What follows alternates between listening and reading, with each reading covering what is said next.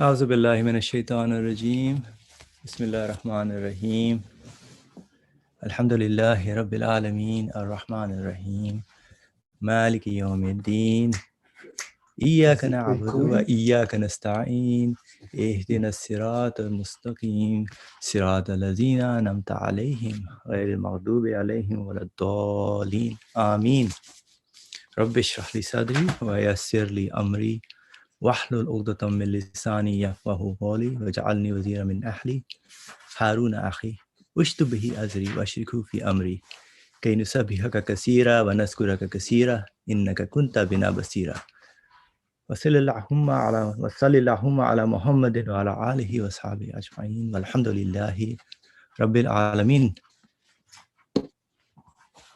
Assalamu alaikum everyone. Inshallah we're going to continue with the rays, and this is the fourth ray and the first degree of the fourth ray, where we've been discussing on what the consciousness of belief is.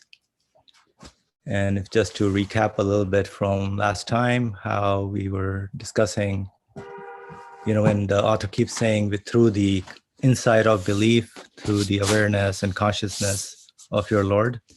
So this all ties into the verse that the Hasbunallahu wa ni'mal wakil.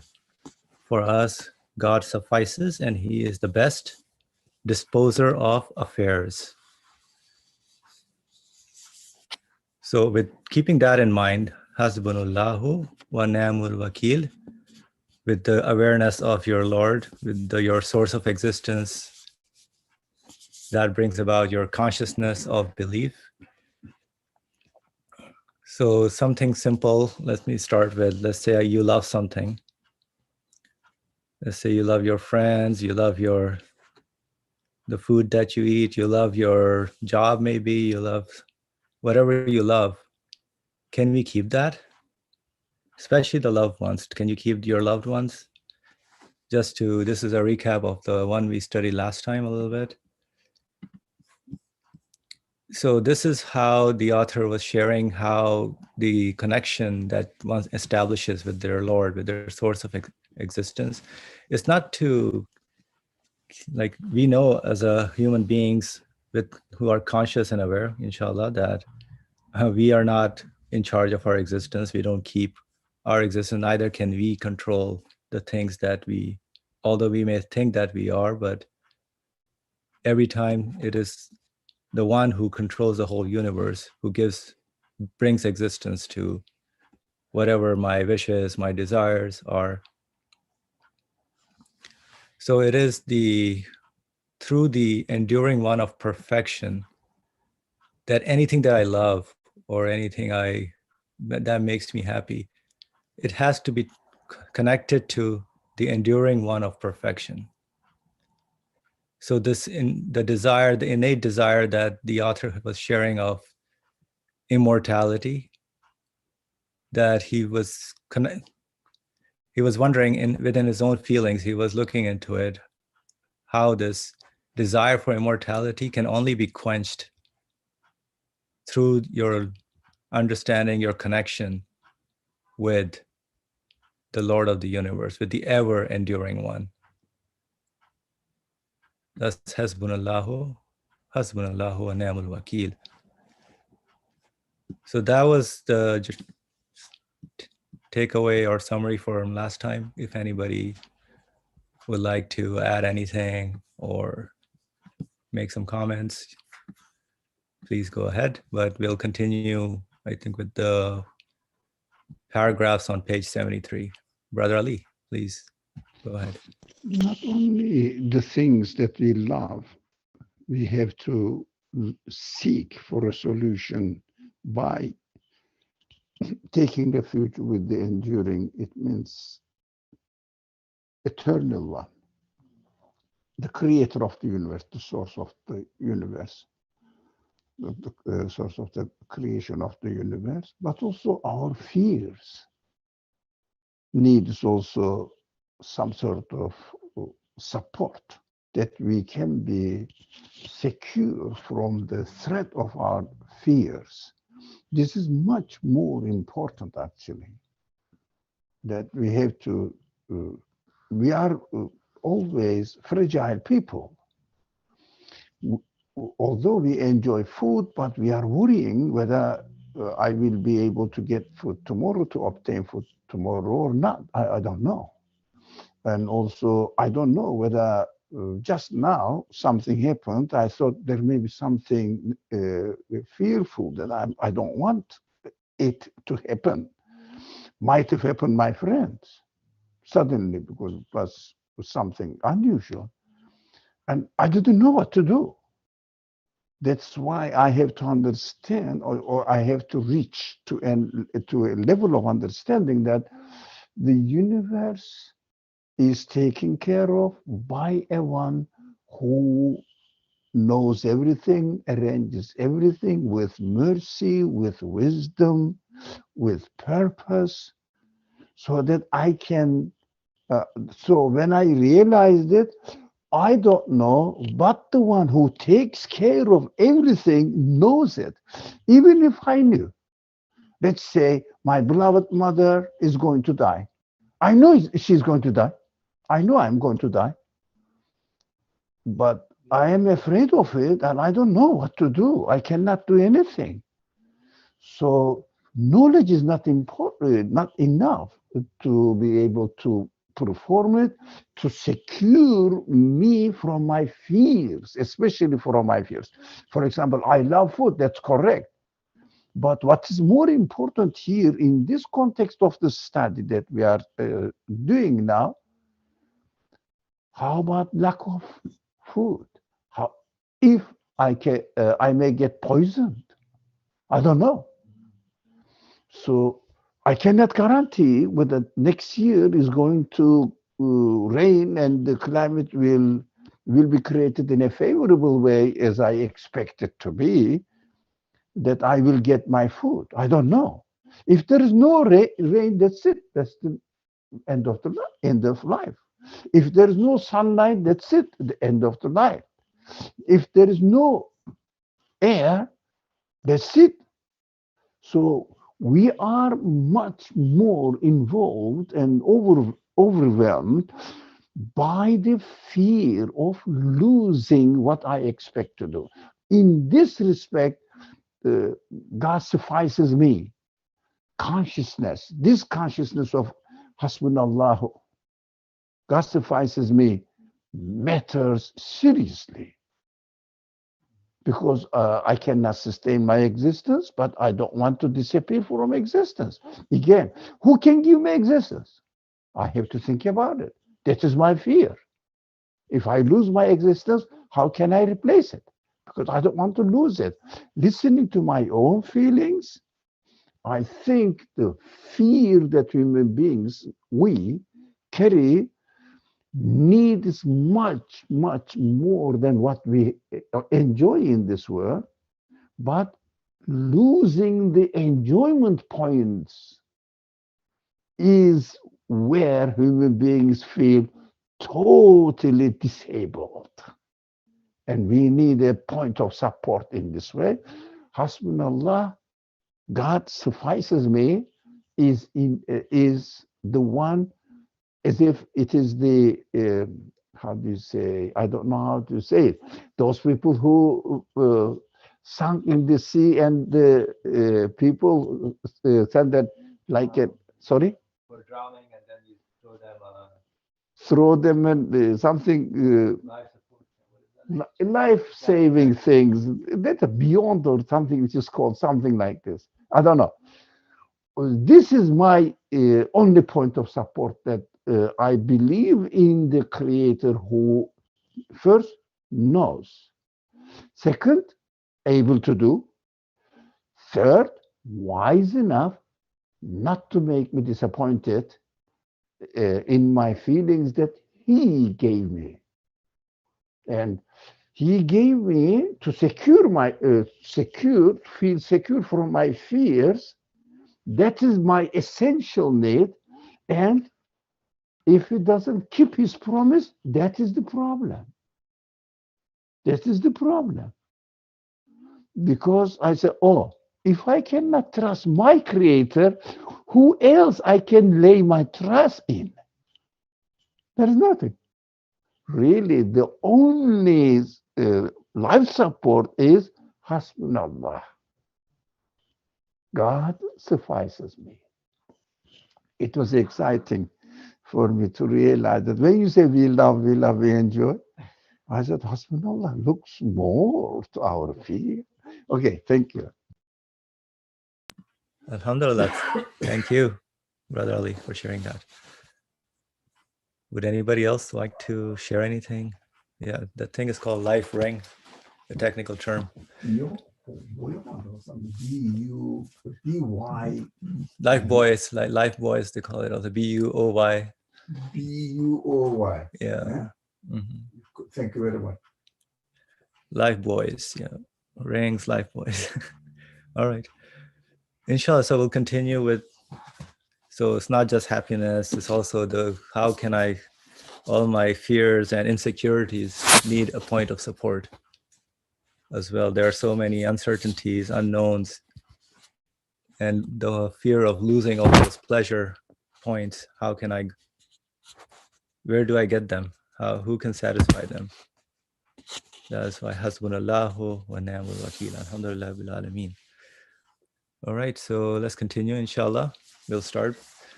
Also, through the insight of belief or consciousness of belief and through its connection, I knew and felt that the Risale-i Nur, which was the result of my life, the means of my happiness, and my natural duty, was saved from being lost and without benefit, and from was saved from being lost and without benefit, and from annihilation and losing its meaning, and that it was fruitful and enduring. I knew and felt that the Risale-i Nur, which was the result of my life, means of my happiness, and my natural duty, was saved from being lost and without benefit, and from annihilation. So it's going into annihilation and losing its meaning. So it's saved from annihilation, losing its meaning. And that it was fruitful and enduring. I had the conviction that this was so, and I experienced a pleasure of the spirit, far exceeding the pleasure of my own immortality. For I believed that through the enduring one of perfection's eternal existence, for I believed that through the enduring one of perfection's eternal existence, the Risale-i Nur was not only inscribed in the hearts and memories of people, but was studied by innumerable sentient creatures and spirit beings. And in addition, receiving God's pleasure was inscribed on the preserved tablet and guarded records, and adorned with fruits of reward. I knew that in particular its being connected with the Qur'an and its acceptance by the Prophet, peace and blessings be upon him, and God willing, being the object of divine pleasure. One moment of its existence and being under the dominical view was far more valuable than the appreciation of all the people of this world.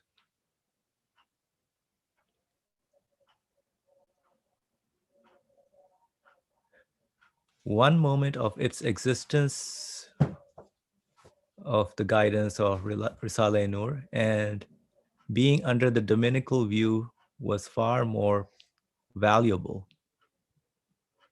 than the appreciation of all the people of this world.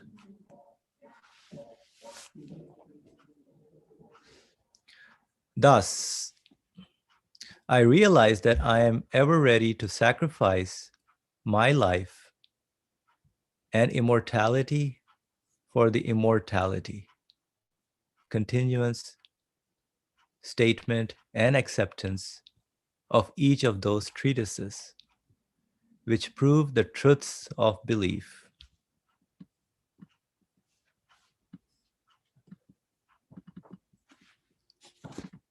And that my happiness lies in their serving the Qur'an. In this way, I understood through the connection of belief that through divine immortality, they are the object of appreciation 100 times greater than the appreciation of men. Through the connection of belief that through divine immortality, they are the object of appreciation 100 times greater than the appreciation of men. I exclaimed with all my strength, for us, God suffices, and He is the best disposer of affairs. All right, I will pause here for these two paragraphs. So here I think the author is sharing whatever he writes in his work, his personal experience of, because I think one can understand what our purpose in life here is in this world.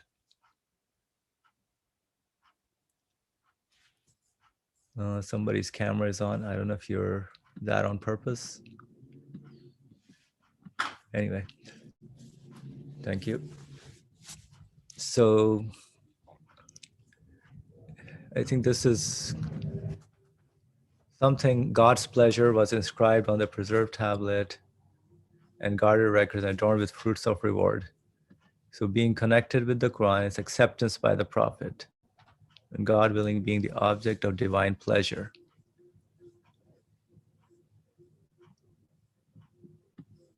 One moment of its existence being under the dominical view was far more valuable. So there's a connection being made in terms of divine pleasure. How does one achieve divine pleasure? And some common terminology, when that is used, I think they say, oh, do it for the sake of God, or fi sabilillah. I think, Brother Ali, yeah, your hand is up. Please go ahead.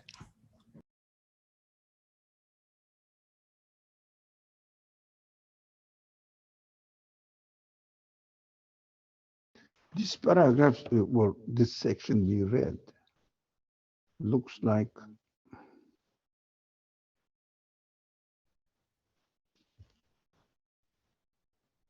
self-appreciation, being proud of my own work.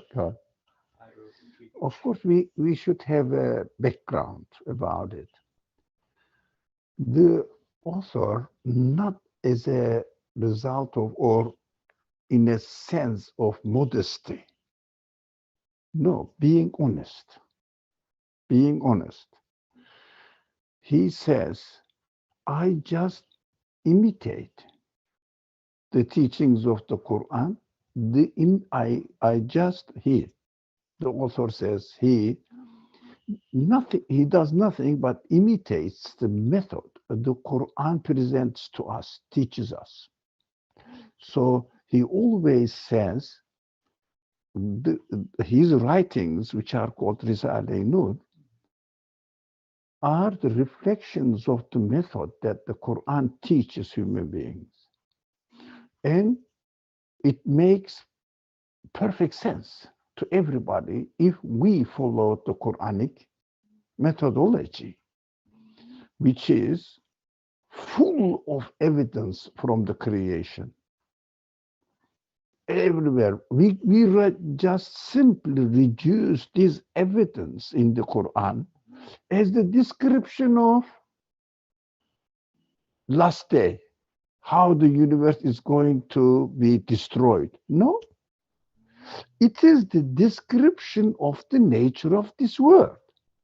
The matter itself cannot sustain its existence, cannot come into existence by itself, and the order of the universe cannot be established by itself accidentally. It is so perfect from many aspects, interlocated, intertwined with each other. Everything, all the contrary points or powers are united in such a way that as a result, a perfect order came out and working now, demonstrating itself to us now, which means we have to take the Quranic examples.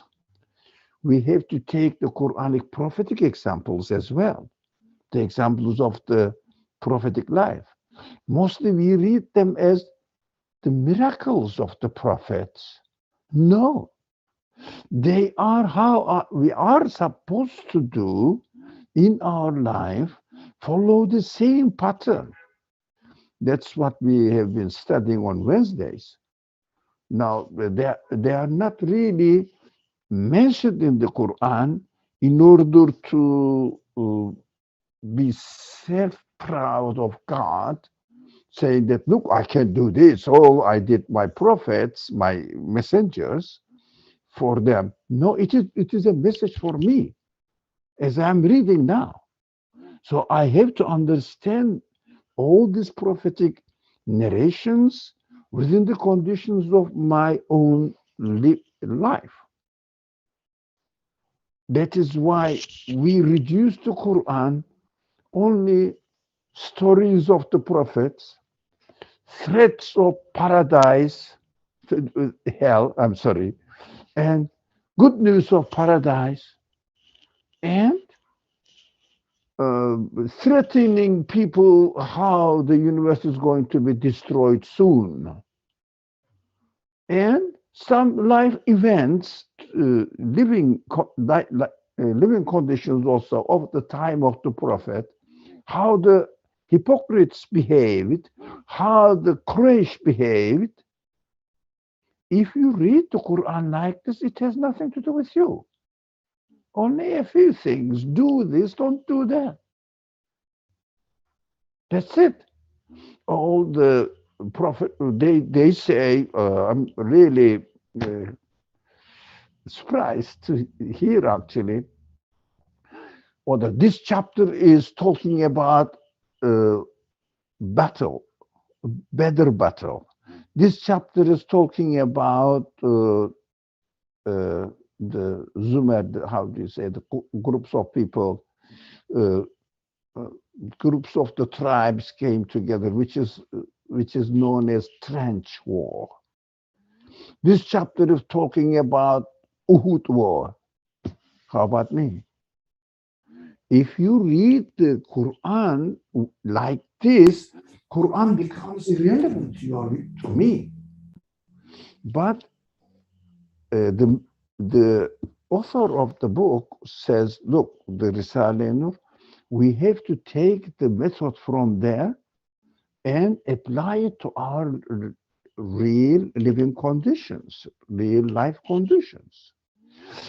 At the end, he says, what we understand that the Quran is producing us lots of proofs of the truthfulness of belief in the ghaib, in the absolute existence of the absolute being and his qualities. So because of this method, he says, I'm very happy that God gave me this opportunity to benefit from the Quran and enabled me to write it down in a way that make the comments on the Quran in such a way that the people also benefit from it. They feel secure in their belief, so that they put their trust in God and say that God is enough for me. As I am relieved from my pain, from my fear, I see that other people also are benefiting from this commentary on the Quran, especially pointing out the method of the Quran and presenting the case, the belief matters in the Quran, in such a way that everybody will be convinced about it, because it is a matter of perspective, how you approach the Quran.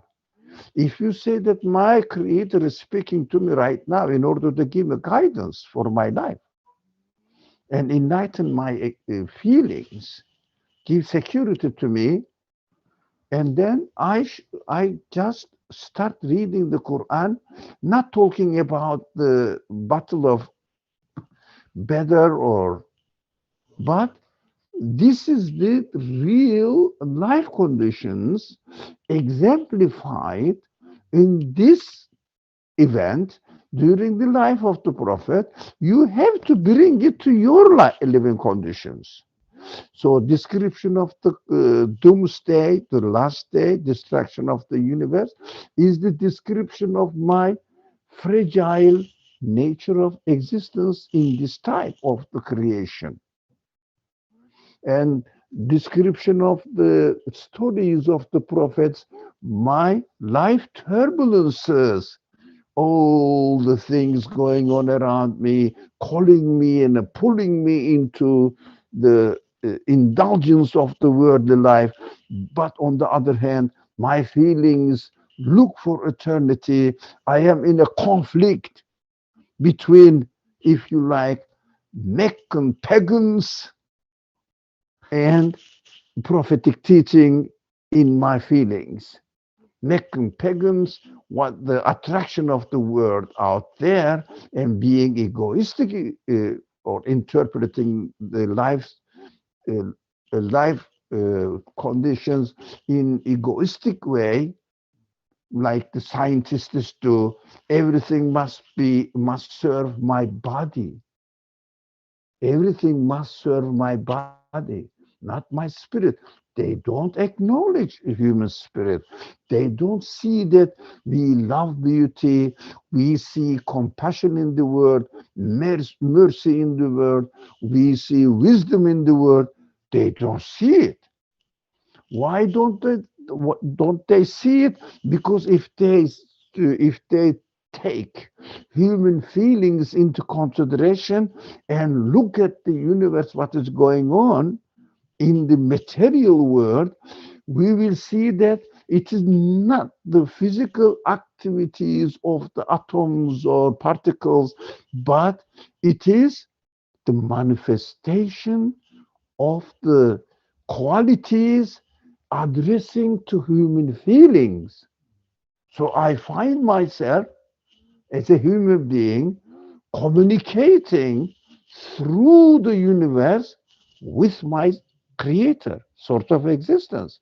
And I see the uh, response to my expectations, not from the matter, but from the creator of the matter. This connection has been established in the method of the Quran, as well as the author of the Risale-i Nur imitated it, and when we read it, we are benefiting from it because the evidence is so satisfactory. I feel secure in my belief in the absolute realm of existence, which is God. So that I feel secure that I have a point of support for my expectations and feel secure in my existence and not to be uh, overwhelmed, stressed out by my fears. That is belief. And this belief is certified in the method that the author follows. That is why I don't think it is appreciating his work. He always says in many other places, his work is nothing but imitation of the Quranic method. And he is always thankful to the Quran, therefore to Allah, God. Thank you. Thank you, Brother Ali. So, more of the message and the meaning, as you said, about what he's sharing from the prophetic message and the Quran. So all my emotions need to be feelings need to be tied when we're reading the Quran or engaging with the Quran, the stories that are mentioned has to be brought not to my emotions should not be for the conditions of the story itself, but what I'm going through, my feelings. I need to take that perspective, bring it home to myself. Would anybody else like to say I have a anything? question about that. Is this possible with every single? Sharani family, go ahead. Oh, Assalamu alaikum. I have a question about this. Is that possible with every single Quranic ayah to, in your experience, to be able to relate it to something meaningful in your own life? I mean, especially the ones that are, related to, Islamic law and things like that.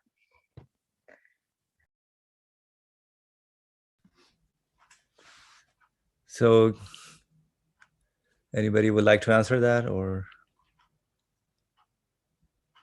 Yeah, so every verse, okay, yeah. I think every verse can be done in that way. Even some of them may seem to be Islamic law. Yeah, there may be a primary purpose, but of course everything, even the laws touch our human feelings and senses. So I'll let Brother Ali continue.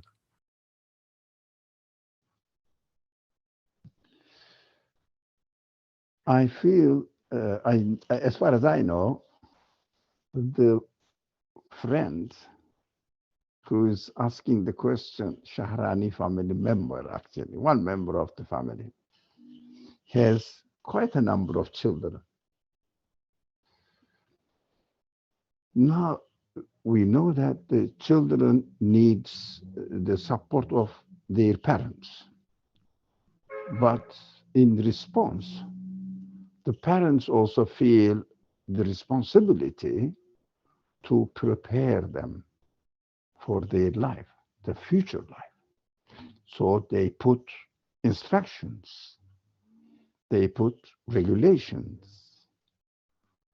and also prohibitions. Don't do that. So is it related to human feelings? Of course. Of course it is. Although children don't ask their existential questions because they took it for granted at that stage of maturity, their existence is secured by their parents. That's what they think. That's why when they lose their parents, or somehow they feel that their parents are not next to them, so panic. They know they are really they really panic so much that you cannot believe that not verbally expressed way, I don't feel secure in my existence now because I lost my parent. I mean, losing means, for example, take the children to the marketplace and in a mall, for example, and disappear for a while. From distance, watch them, what they will do as soon as they realize that they are not connected to their parents, what do they feel? Unfortunately, we are not as conscious as the children are. Yeah, we lose our parent, if you like, as an example, of course, as an analogy, point of support of our existence, our being, we don't scream as the children do. We don't panic. We just take it and I exist like this. But you know that everybody is going to die. And it means lose their parents like a child does. That is one thing. Another thing is, if someone finds the point of support for their existence, security for their future, what they need, how to communicate with them, how to express their connection through, this is the real answer to the question, how to express their connection to the supporter of their existence through putting it into physical form of acknowledgement. Do this, don't do that. It is directly related to my education right now. But we don't realize that we think that the religion is related to our spiritual world. Not only, yes, mostly correct. 97, as the Quranic proportion demonstrates us. 97% of our spirit needs consists of our spirit need. 97% of our life consists of security for my spirit. 3% of my life consists of my security in how to behave in my material bodily world. How can I use my bodily world, material world? Although it is 3%, but it is still human concern. So you take care of the children, parents go, for example, usually father, but sometimes mother as well, go out for work. For what? In order to support the family. Yeah, they are all busy with supporting giving the security to the children. It means existential side of it, spiritual side of it. They feel secure while they are with their parents. But at the same time, when the family get together and father or mother and both together start saying, hey, don't do that. Oh, you have to do this. You sit there. You don't touch this. You should have taken care of this. Those are instructions we give. Although majority of our life, majority of the life of the parents are to prepare the security for the life of the children. But it is not the only one. So I have to know how to behave towards the property which is given to me.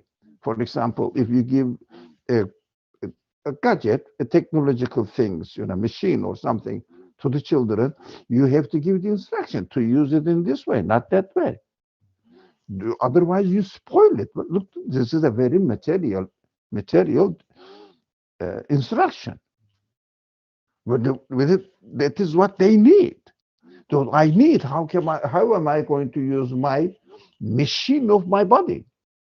So I have to prostrate with my body. I have to share my property, which is given to me to be used like the machine in the hands of the children. How can I use it? Of course, God says you have to use it in this way rather than that way.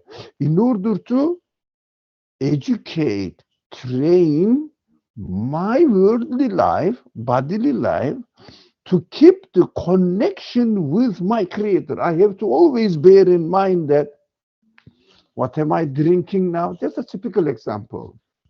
Water. Okay. The owner said you can use it. My father said, example. My mother said, you can drink orange juice, water. Yes, okay. How about wine? No. Don't touch that. Now the father is giving or the mother is giving the instruction to the child. Exactly what is our real reality, our real life conditions are like this. But when it comes to my relationship with God, I don't really understand that. Look, God told me not to do that, and I'm not going to do it because that is the way I have to train my bodily life. I don't have to be convinced if I don't understand. That is my problem. But there must be a wisdom. For example, when you put the restrictions to your children, I'm asking the question here now, do they have to understand it? They don't want. For example, give the iPhone in their hands and they use it as they want. You say, no, don't touch this button. They say, why? You say, no, don't touch it. It is harmful for you. But the the child may not understand it, may understand it, but as he grows better and older and becomes an adult, he or she starts understanding why my mother prohibited to do that rather than this. But after 20 years, sometimes 30 years, 40 years, we have to understand, relate that we may not be able to understand what is the point in going on pilgrimage. No, although for me, for example, going on pilgrimage with its real sense, not it, as it is generally practiced now, it is just, I don't know, meaningless activity to me. But if you really understand this significance of Hajj after becoming an adult, in the example of the child-parent relationship, then you say, oh man, I have to do it really at least once if I can. Can you imagine? 3 days, 4 days, with no interruption, you are in Ihram. It means everything related to the connection of this world, temporary world, is suspended for 3 days. Nothing. You cannot touch even a fly which lands on your face. No. You cannot even pick up a plant as God created somewhere, you can change it. No. Always, ever present God's presence with you for 4 days with no interruption. I mean, I am experiencing from my own life. I pray 10 minutes, for example. I feel in the presence of God only maybe 2 seconds, 10 seconds. Can you imagine 4 days? This is Hajj. But if you don't realize this, if you say, I am going to Mecca, okay, bye-bye, have a good journey. It's a touristic thing, going to Mecca. Where are we going then? Is it that Mecca? Yeah, the airlines call it Mecca or Jeddah. But in fact, you are going to the center of the teachings of the whole lines of prophets, thousands of them, teaching the same thing. To this, nothing of this world deserves to be worshipped. They have no value of themselves at all. Only God has. That is called Tawheed. With no shirk involved in it. No other, only God. Everywhere is God. So I am going to experience this pure Tawheed with no interruption for 4 days. Now, when you understand the meaning of Hajj, then you understand that, yeah, I have to physically experience this in my life at least once, well, a few days with no interruption. Just at least once in your life. If you don't understand this, of course, you don't relate it to your life and say that, why should I go and spend a lot of money to a certain state and contribute their touristic income? Of course, depends on you, what you are doing. Are you a tourist going to that place, or are you on a spiritual journey into Tawheed? If we don't understand these kind of things, and also coming up with our materialist, secular concepts, saying that I have to be like this, not that one. The children, what do? The children, when they want to play with a toy, if you say, okay, share your toy with your friend, what do they say? No, it is mine. I want it. I don't want to give it. But what you have to learn how to share. Now, the children may not accept at that time, They don't see any point in it. They did that, just say that, no, it doesn't make sense to me to share my toy with another, well, my sibling or my another person in our house or somewhere. But because of the self-centric concern. Self-centric concern says, oh, I don't want this to happen, but Quran says you have to accept that something is superior over you. So, no, I am the Superman. I am the Spider-Man. Go everything and do everything what I want. Oh. And then said, Quran doesn't make sense. What doesn't make sense to your egoistic, centered interpretation of life. We have to understand the reason in it. But we should never forget that this aspect of the teachings of the Quran or the practices of the Prophet is only 3% of our life realities. Only 3%. 97% of our life realities, depend on the teachings of the Quran, which is, yeah, believe in God, believe in angels, following the prophetic examples, and also understanding that the life is extended into eternity. There will be a resurrection, and you will be given another body which is appropriate to the expectations of your spirit. Educate your spirit accordingly to prepare yourself for this next creation, next type of creation. These are the fundamental, essential side of the teachings of the Quran. The others need to be trained better. But if I am not, then I will try to complain. And when the teenagers, when they ask them, what do they say? Teenagers, as they start developing their ego, what do they say? You know, my father is a backward-minded man, doesn't understand. My mother seems to be nice, but she is so annoyed. My father is exploiting my mother. Because when my father comes, she prepares the food for him. He just sits and eats it, but he doesn't know that he worked 8 hours for the family. And then he says, no, I don't want to be a woman because my husband will enslave me. This kind of secularistic mind.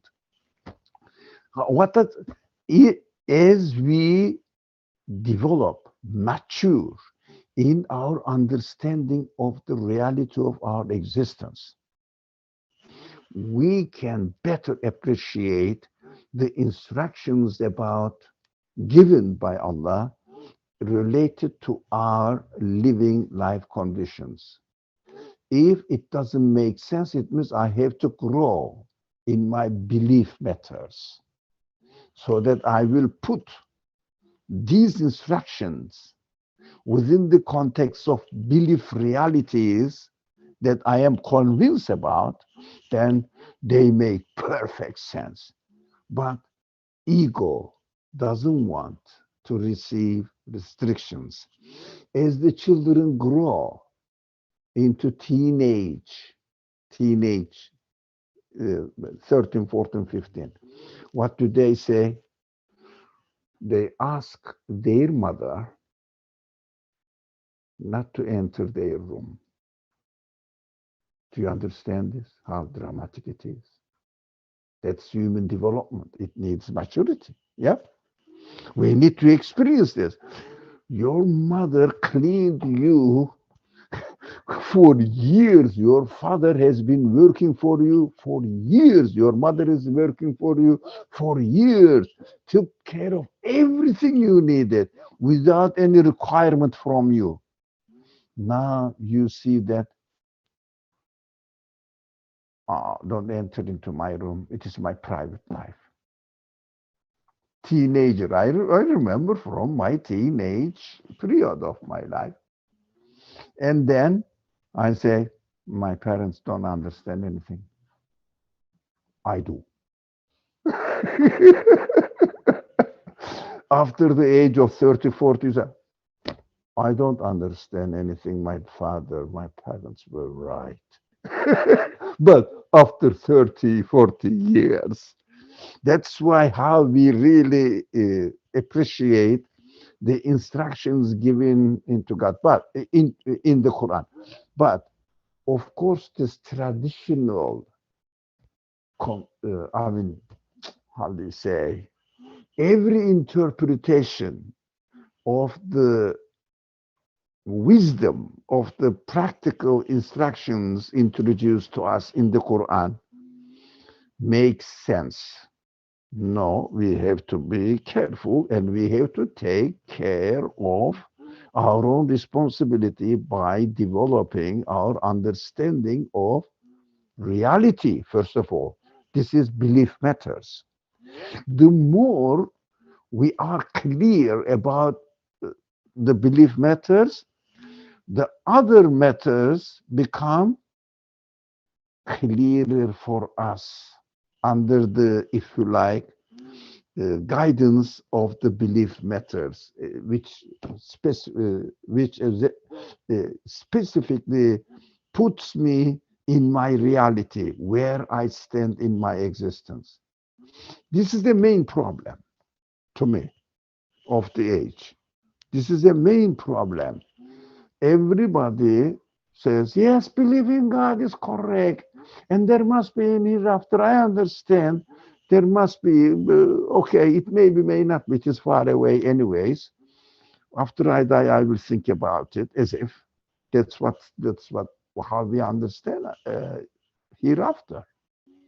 And then, but you know, this inheritance law, you know, the cutting of the hands. Huh? Yeah. But it doesn't make sense. Teenage attitude. Thank you. Welcome to our reality. Thank you. Sorry. I'm joking, but at the same time, we have to be reasonable. Who is speaking and for what purpose?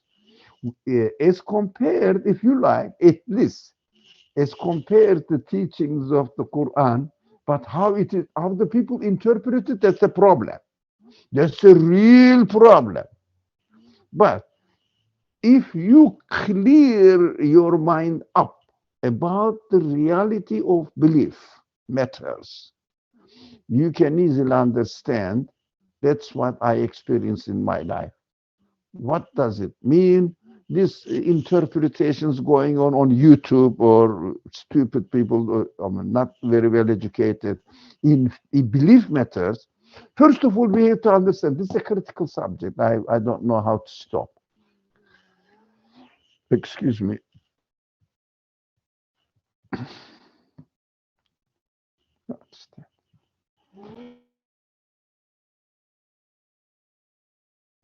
So, what I was going to say. This is a very critical matter. I was saying this. We have to understand this. If it came to my mind. It's a very important matter. If someone explains an instruction introduced to us through the Quran or through the Prophet, first of all, it's a very important matter. Shahrani family, pay close attention to it, everybody. If someone says you cannot do it, or you should do this and you cannot do that, physical things, not belief matters, okay? By a person interpreting or presenting or introducing the practical matters to you. First of all, before listening to his reasoning in defense of this instruction, be careful. You have to ask this person, how do you believe in God? Why do you think the Quran is the word of God? How do you believe that there will be an eternal life? Huh? Why? Give me your reason. Why do you believe that God has to employ a prophet? And what's the reason? So that we have to follow the prophet. They say, this is hadith. Most of the time, what I notice, they say, this is the hadith. There is a hadith, Bukhari, authentic. I say, okay, what do you mean by prophet? Who's Muhammad? I don't know. I haven't seen him. What do you mean by him? Well, how did you know that Muhammad was a prophet? You know, they tell me, some people say that Marx is the prophet of those, some people. Yeah. Plato was or Aristotle was the prophet of philosophy. What is the difference for you? First, check their maturity in belief matters. And then listen to their presentation of the physical instruction of God in the Qur'an. I read in my personal life, I have been reading still many commentaries on the Qur'an. The person who makes commentary on the Qur'an doesn't have the definition of what Qur'an is. He says it is our book. Allah's book. How do you know? Oh, we are believers, aren't we? We are Muslims. I say, thank you. Keep away from me. You don't know what you are talking about, and you are making comment on it. You don't know what you are communicating with. You are not aware of your belief. It means you are not mature yet. You are a child. How would you interpret your parents' instructions to me? No, if I don't want to give my toy, I will say that my mother is being unfair to me. Well, because I am a child. Sorry. This is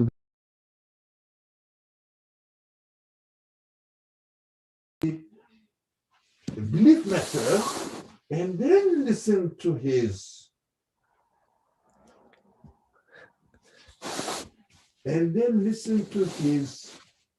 presentation of the instruction.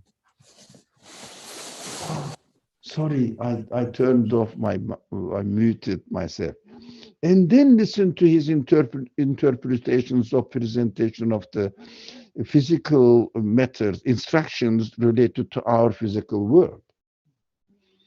Thank you. It is a very important point. If you take it, it is a very healthy way of dealing with problems. If you don't pay attention to it, you cannot get out of your problems because of the influence of these secularist values of the society. Alhamdulillah. Thank you, Brother Ali. Let's get back to our topic of Hasbunallah wa ni'mal wakeel, inshallah. For us, God suffices, and He is the best disposer of affairs. A lot of things we need to talk on. Anybody else would like to share anything or say anything before we move on? All right, so let's move on to the next one. Also, through the insight of belief, I knew and the means to unending immortality. I knew that belief in the eternal existence of the enduring one of glory, who bestows everlasting immortality and perpetual life, and there is also belief, like good works, are the everlasting fruits of this fleeting life and the means to unending immortality. I persuaded my soul to leave aside the shell of this worldly immortality in order to yield those enduring fruits. I persuaded my soul to leave aside the shell of this worldly immortality in order to yield those enduring fruits. Like a seed leaves aside its casing in order to be transformed into a fruit-bearing tree. Together with my soul, I said, for us God suffices, and He is the best disposer of affairs. For us, His eternal existence is sufficient.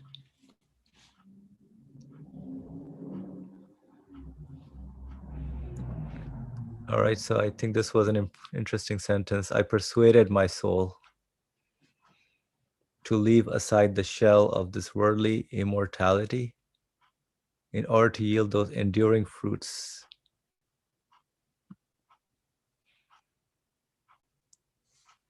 Yes, So whatever this life is, anybody wants to talk or something? I'm confused what worldly immortality. I would say worldly mortality. I'm very confused about that. Worldly immortality? Oh, yeah, it's a good question. Something I think, what I take it is just, he gives the example of the seed, which leaves its casing.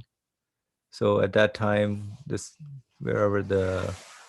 body of ours is just like a case, and this understanding maybe that this is the body that's gonna be forever, but we don't, it's not gonna be. But correct me if anybody else has a different understanding. So my soul understands that whatever I'm going through in this life, this worldly, although I mean the endless eternity is not to be found in this world, but whatever I do in this world is the means. That's why it yields those enduring fruits. So just like the casing of the seed is not the end of it, it has to grow and become a fruit or a tree. It has to leave its shell behind. All right, inshallah. So practically, we seek immortality here. Practically, if I want to buy something, for example, I look for the best one. Then it wouldn't break in 2 to 3 years. Yeah, if I want to build a house, I want to build it forever, to last forever.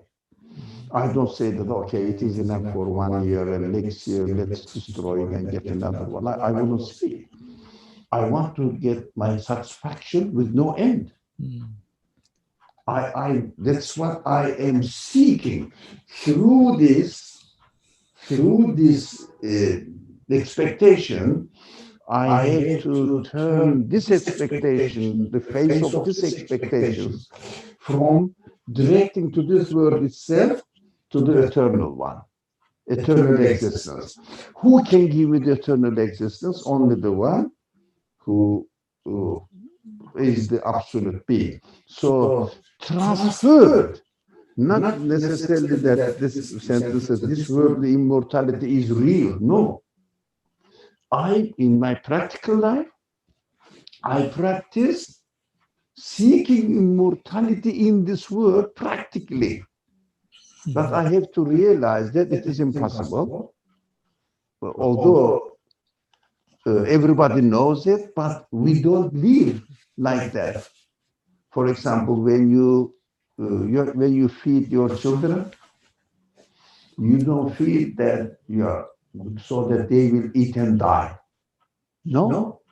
You feel that you have to feed them in order to sustain their life. A kind of the color of immortality encourages us.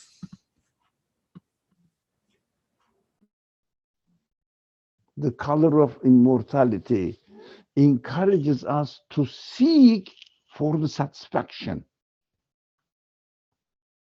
To seek for the satisfaction of my desire for immortality, since I cannot find it here. That is to be transformed into seeking eternal life. It's a beautiful arrangement of this universe. Does it still echo now? It shouldn't echo now. Yeah. Okay. Thank you. Alhamdulillah, thank you. Thank you. Okay, so let's continue. So yeah, together with my soul, I said, for us, God suffices, and He is the best disposer of affairs. So together with my soul, so my being together comes with my soul. As a whole being, I say, for us, God suffices, and He's the best disposer of affairs. Also through the insight of belief. Excuse me. This is important here. For us, God suffices, and He is the best disposer of affairs. For us, the continuing this in the continuation, there is a short sentence. It's very important. For us, His eternal existence is sufficient. For example, my house is built by an architect. It is beautiful.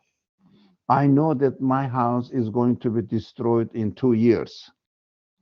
But at the same time, although it was built by a company or by a person, let's say an architect, okay? And I know that my house is going to be destroyed in 2 years. An architect is going to die in a month. How much I can love this architect? How much I can put my trust in him? Impossible. Because I need house after 2 years, and he's going to die in a month. And although he built me a house, but it's no good for me. It doesn't satisfy me. I cannot trust him. So believe in God in general sense, it doesn't help me. Only if I understand his eternal existence, which means his absolute qualities, his being the absolute being, suffices me. So belief in God in and of itself, just in general term, doesn't help me solve my human expectations at all. I cannot take a trust in him. But unless I understand he is the absolute being, it means his existence is eternal. Then I can put my trust in him. That small phrase was very important, really. Your trust. Say again? Only then can you put your trust. Only when? When you realize that this absolute being is eternal. Mhm. Only then. Otherwise, nope. I can't. Okay. Thank you. I mean, theory-wise, it's good. But then we have to make it practical. Exactly. Mhm. Also, through the insight of belief and relation of worship, I knew with the knowledge of certainty that what lies beyond the screen of the earth was lit up, and that the heavy layer of earth was lifted from the dead, and that under the ground, which was entered by the door of the grave, was not dark and stained with non-existence. With all my strength, I exclaimed, for us God suffices, and he is the best disposer of affairs. Because he is eternal. His existence is eternal.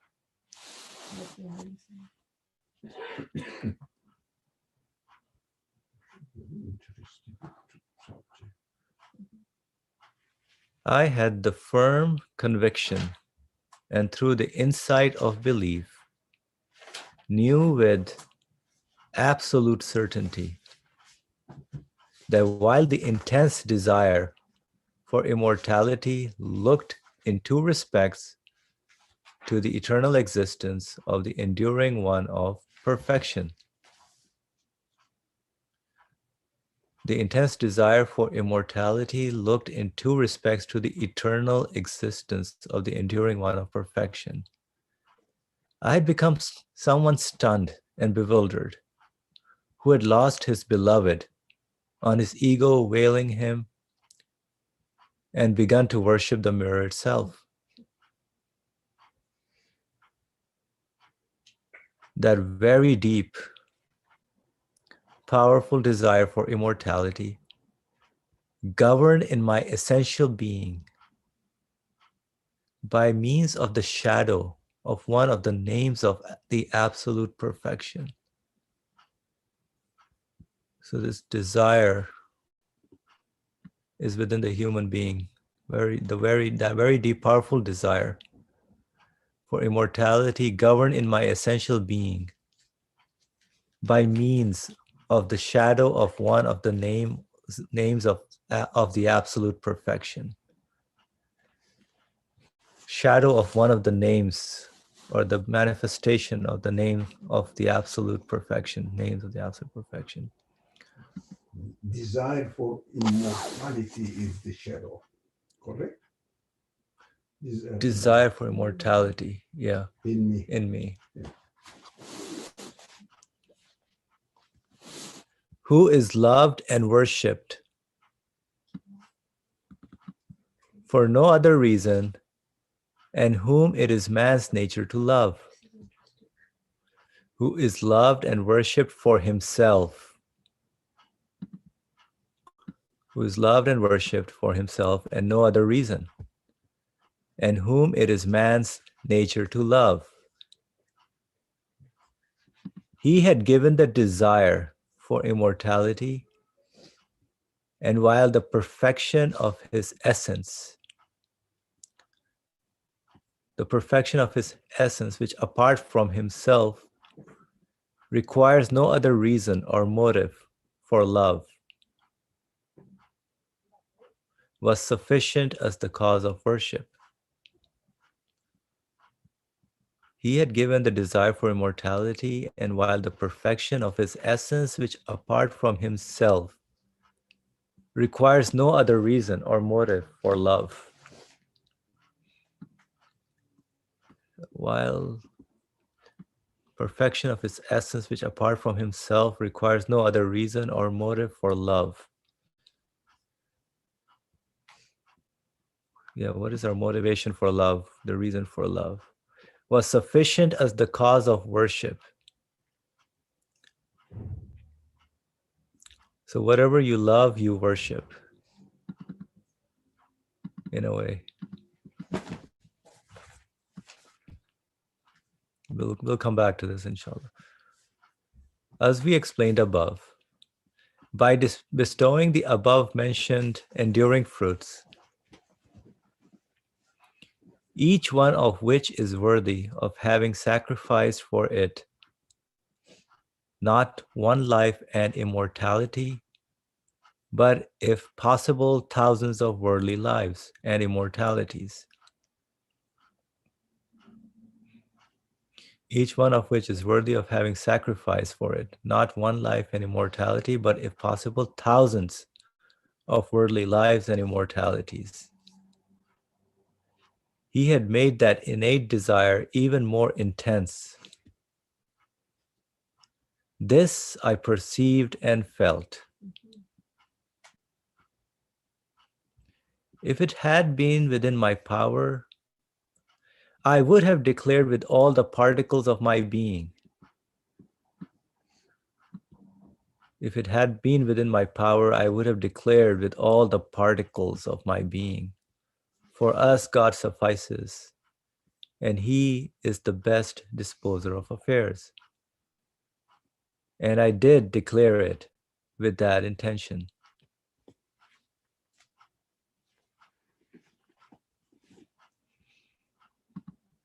Would anybody like to share what attracted them in this particular section, paragraph? On how this shadow of desire for immortality, this deep, powerful desire, governed in my essential being by means of the shadow of one of the names of absolute perfection, And then the absolute perfection who is loved and worshipped for himself and no other reason. Who is loved and worshipped for himself and no other reason. And whom it is man's nature to love. And whom it is man's nature to love. It's a deep analysis, man. It's a very deep psychological analysis. And the translation is not the subject clear.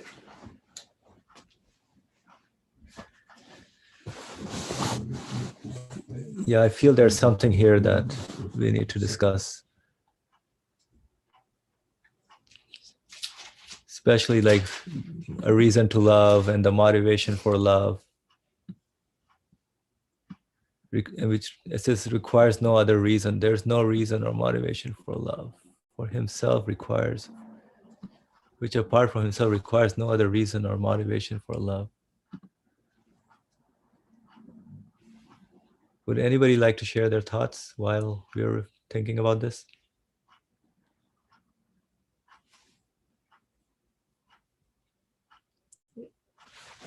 I wanted to start with what you reflected upon. Whatever you love, you worship. That's. I think it's profound. Okay, it's a good place to start. So if you love Anything. anyone, yeah, Life in you general. worship that. Yeah, if you love your job, you worship your job. If You're you love, talking about life in general. if you love money, you worship money. If you love life, you worship life, not the giver of life. Yeah, like life, existence, human qualities. You love that, so you start worshiping it. So I think from here it's tying to the need of the desire for immortality. So whatever you love, you worship. You love existence. So then there's this desire for immortality within each individual. And this desire for immortality is a shadow. It's not mine. It's a shadow pointing It's given, to like, I don't, if it's a shadow, then I cannot claim ownership over it. But I think although there's like a slippery slope where I can claim ownership over it, and then I become the beloved of my ego. But when I'm able to see that as a shadow and treat it as a shadow, this desire of immortality, then I can do something with it. So shadow. Meaning if it's a shadow, then it must point to a real object. And so going back to what you were saying about which apart from itself require no other reason or motive for love. So just, yeah, I'm not sure. I think maybe just knowing this shadow, that it's a shadow, my desire for immortality is a shadow. From there we should move on. I'm stuck there. That's it. I don't know. We can further proceed with that piece.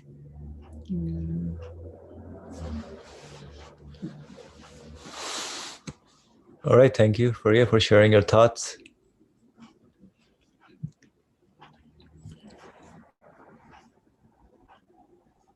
So this is which apart from himself. So he had given the desire. So that's not my desire, it's given to me.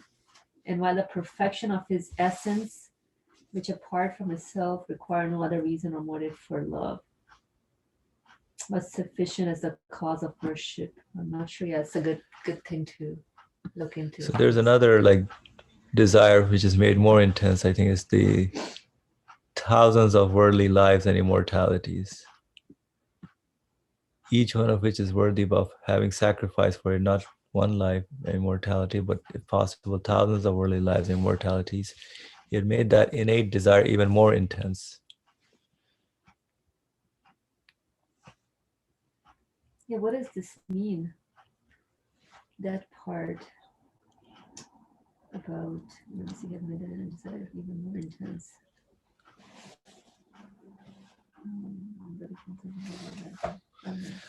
Brother.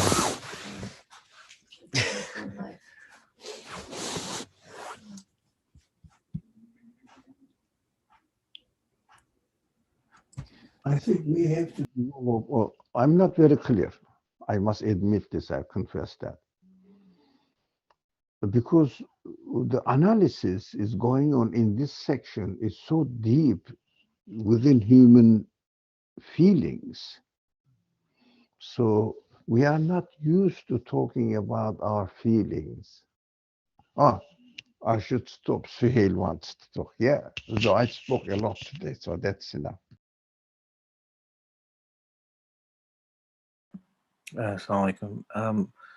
I'm not sure if this is an accurate understanding of what he's written here because I'm a bit confused too. But what I think he's saying is that, especially when he says, so he is certain to go working through the paragraph.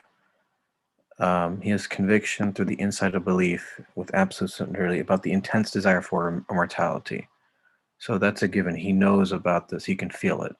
And he knows that it looks in two respects. So in one respect to eternal existence of the enduring one of perfection. He's certain that that immortality looks towards perfection and the possessor of that perfection, and therefore the eternal existence of that one of perfection.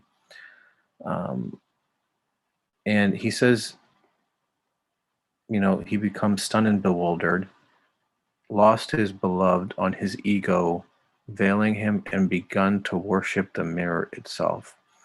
So I'm curious, maybe he's saying that he is fixated on immortality itself, this intense desire for immortality, which he's cognizant of, and I think most, if not all, people share if they're well aware of it and self-reflect. But to me, I think he's saying that maybe that is not the object itself. That's, so to speak, getting stuck or fixated on the mirror, rather than the enduring one of perfection, which should be my focus. And I mean, he says that the deep, powerful desire for immortality proceeds from the reflection of his perfection in this world or onto me. In other words, his perfection manifests in this world, specifically, let's say in my case, in my my humanity, and that is how I feel the desire for immortality and perfection, because he's the one that has made me in such a way, because he also must be one of absolute perfection. I have that sense, but is that really the object of what I should be fixated on, or does that take me somewhere else to him? And that in and of itself, that desire for immortality, or should be sufficient enough reason to worship him above all else, or recognize him as this owner of perfection, and that my desire for immortality maybe is almost secondary in that sense. Not that it's not important, but it's simply a means to know that he must be the source of absolute perfection. And my life and thousands of my lives, maybe are worthy to know that, because really he is the object of worship. So my immortality or desire for immortality maybe pales in comparison to, this desire, this need for him to be worshipped, for perfection to be worshipped. And in that sense, I think what he's saying is that because this sense is so powerful that even one life and immortality and innumerable lives and immortality could be sacrificed for this desire alone, because it takes one back to him. In a sense, this says how powerful he must be, how perfect he must be. If not only one life, but thousands of my lives could be sacrificed to know that perfect essence. And therefore, he must be one who is sufficient, and he must be the best disposer of affairs. That's what I understood. I mean, I don't know if that's clear to anybody, but in a sense that, you know, his perfection is what matters. His absolute perfection, this enduring one of perfection, his eternal existence is what is important. And my desire, while important to me, has a lens, an eye, or that looks really towards him, and that really sort of gives me certainty and conviction that he is sufficient for us. God suffices, and he is the best disposer of affairs.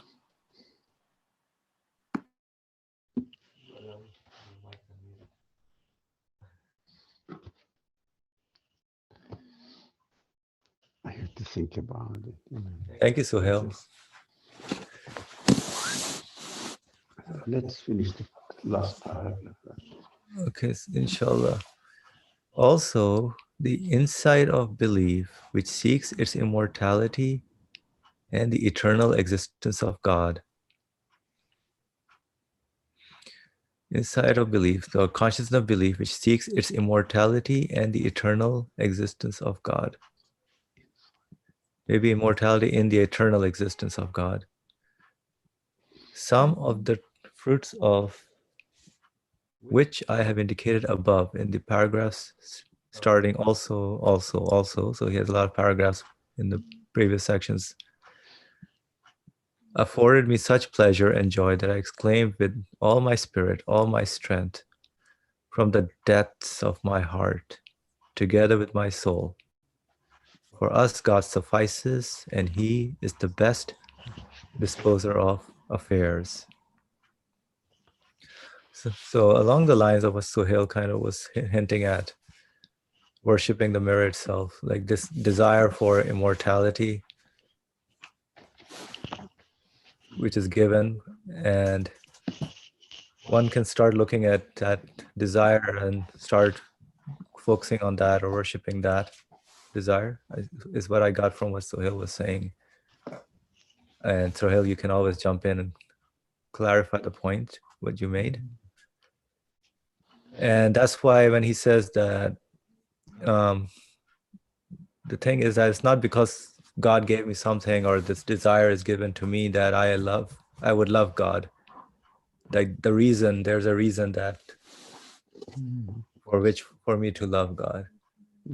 But it's the eternal aspect, or the way, the essence, as he calls it, the essence of God, the way the perfection that is there, which allows me to worship God. And Sohail, yeah, go ahead. Your hand is up.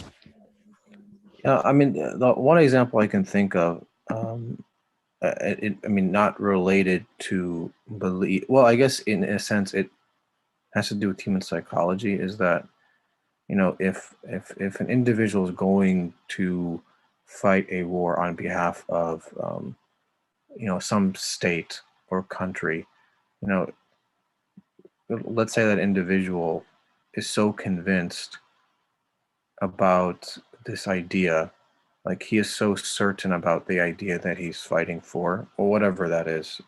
It could be right or wrong, but the point is that a person so convinced of that may be willing to not sacrifice his one life, but if given thousands of lives, he would sacrifice it for that idea or the state or maybe some authority, on really saying that, in a sense, he loves that, authority for simply who that authority is, maybe an individual, maybe a government, maybe an idea, because he is certain that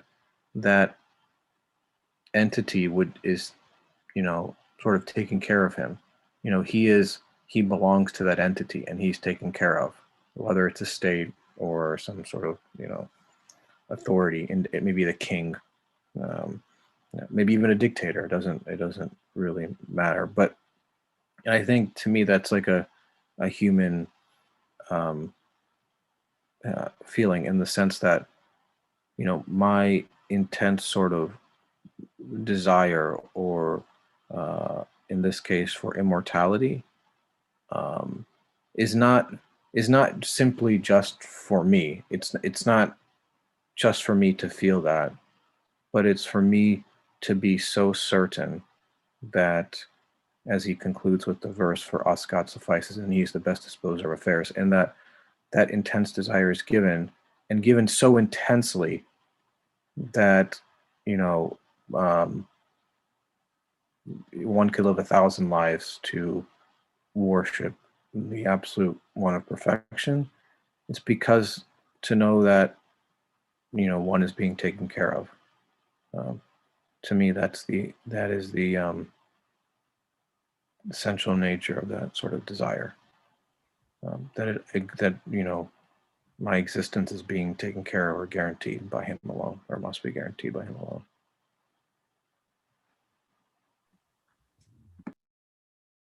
Brother Ali, go ahead, please. I'm aware that we are out of time. I'm aware that, but since the subject is so practical and also looks to our innate desire for eternity and explain it, after listening to Suhail, it came to my mind that yes, not only for those people who fight in the war, so that if I die, my nation will be permanent. I mean, it will continue. In our every action, don't we seek and practice immortality, seek that the sense of immortality is so innate in us.